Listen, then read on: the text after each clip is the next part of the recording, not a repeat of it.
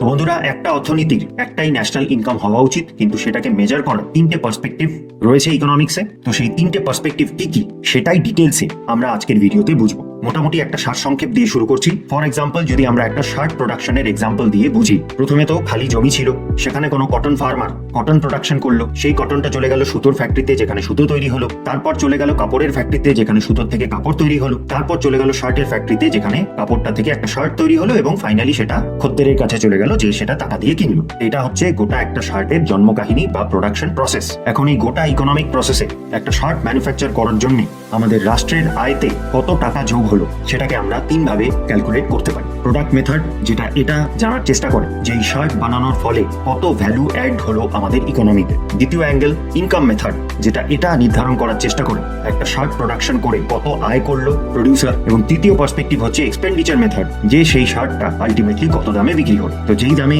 শার্টটা ফাইনালি বিক্রি হলো সেই দামটাই কারোর না কারোর আয়, কারোর না কারোর ইনকাম, এবং সেই ইনকামের সংখ্যাটাই শার্টটা ম্যানুফ্যাকচার করার জন্য খরচা করা হয়েছে, প্রোডাক্টটা তৈরি করার জন্য অতটাই অর্থ লেগেছে। তো বুঝলে, একই প্রোডাকশন প্রসেসকে আমরা তিন ভাবে বুঝতে পারি।